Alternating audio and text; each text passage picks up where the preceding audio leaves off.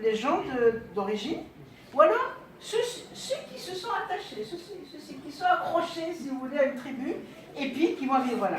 On peut trouver aussi, je pense que vous l'avez ici, Avarani, l'étranger, par opposition à Adkhlani, l'intérieur, comme celui qui va en fait de intramuros, extramuros, ou bien ce qu'on trouvait chez les latins, ce qui est le limès vers l'intérieur et ce qui est l'extérieur. Et il en est une des mêmes, donc, la notion d'indigène. Alors, indigène, c'est celui qui est originaire d'un pays et qui est établi de tout temps en un lieu fixe, donc sans parlant des nations. Et donc, peuple indigène, en fait, il revient plus ou moins, c'est plus ou moins l'équivalent de peuple autochtone. Et donc, par indigène, l'opposition est allogène. Et autochtone, on a inventé un terme, on dit aussi allotochtone. Alloctone, pardon. Ce sont donc des notions qui désignent des populations, mais qui sont chargées d'histoire, comme vient de le dire Mehdi, et d'une certaine façon, d'une histoire liée à la domination. L'Afrique du Nord, pour l'Afrique du Nord en tous les cas, il y a un sérieux problème qui se pose, il y a un problème d'historicisation, car s'il est aisé de parler, d'établir des distinctions entre ce qui est peuple autochtone et ce qui ne l'est pas, comme en Amérique, en Australie ou en Afrique du Sud, il est beaucoup plus difficile, historiquement en tous les cas, d'avoir une idée précise de ces phénomènes dans des civilisations aussi anciennes que celles de l'Afrique du Nord. Donc c'est très très très difficile. Enfin, je pense que Paolo va parler tout à l'heure de la période de l'Antiquité et tout ça. Donc pour aller très très très vite, quelques points, je veux dire, qui nous ramènent à l'histoire.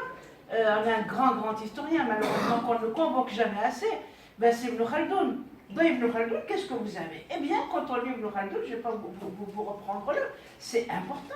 Donc, la majorité, Amazigh est écrasée. Il n'y a même pas lieu de discuter. On se perd dans les groupes et les tribus amazighs.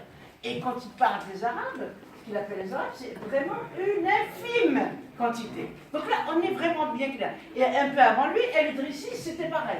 El-Bekri, c'était pareil. Donc là, je suis à Ibn Khaldoun, donc ça me semble, quand je le lis, je ne me perds pas, c'est tout à fait clair. Je ne me pose pas cette question. Ben, il y a un grand peuple autochtone, un énorme peuple autochtone avec des divisions, des subdivisions, etc. etc. Et alors c'est lui-même d'ailleurs qui nous dit, mais cela c'est pas dans l'histoire des Berbères, mais plutôt dans le Muqaddimi, il dit, mais dans ce monde dit arabe, il y a les Arabes, il y a les arabisés, et il y a les étrangers. Donc, il a bien fait une distinction entre l'être, c'est-à-dire l'origine si vous voulez, et la culture. Les arabisés, ce sont des gens qui parlent la langue, ou bien des gens qui s'inscrivent dans la civilisation. C'est ça qui est important. Et enfin, les étrangers. Donc là, on est tout à fait clair, et je crois que vraiment, c'est une œuvre tout à fait exceptionnelle que de relire cette texte-là. Ensuite, alors là, je parle d'Algérie parce que c'est un grand bazar. Le Maroc, c'est un peu plus clair, mais l'Algérie, ça va être un grand bazar à partir du XVIe siècle. Et pourquoi ça va être un bazar en Algérie? Parce qu'on va avoir la domination turque. Et ces Turcs, qu'est-ce qu'ils vont faire? Eh bien, pour les Turcs, ils vont, tous les peuples de la Méditerranée, c'est ce qu'on appelle d'ailleurs en histoire, Turcs de profession.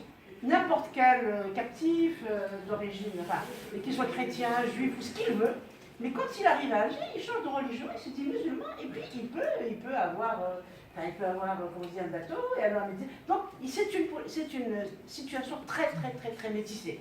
Très métissée, où d'ailleurs on va inventer une langue, qui est la lingua franca. Et la langue franca n'existe pas au Maroc, elle existe uniquement en Algérie et à Alger. Et donc là, il y avait un métissage. Mais ça ne veut pas dire, c'est pas parce qu'il y avait un métissage à Alger que tout le pays est métissé. Donc ça, il faut vraiment avoir ça à l'esprit, parce qu'on a une grande collègue justement de notre école, qui est Jocelyne Darlier, qui dit oui, la lingua franca, c'est l'égalité des langues, tout le monde. Mais c'est pas vrai. Donc le métissage est justement à Alger, qui était la plus grande ville, la capitale de l'esclavage, on vendait des esclaves, noirs, mais pas seulement noirs, les blancs aussi, on les vendait là-bas. Vous voyez, donc c'était très important. Alors, donc va se poser justement cette question d'autochtonie, mais j'y reviendrai. Et moi, celui qui m'a, l'homme que j'adore, l'historien que j'adore, c'est Léon l'Africain. Alors Léon l'Africain, c'est la même chose. Il est sur les traces de l'Idrissi et d'Ibn Khaldun. Alors,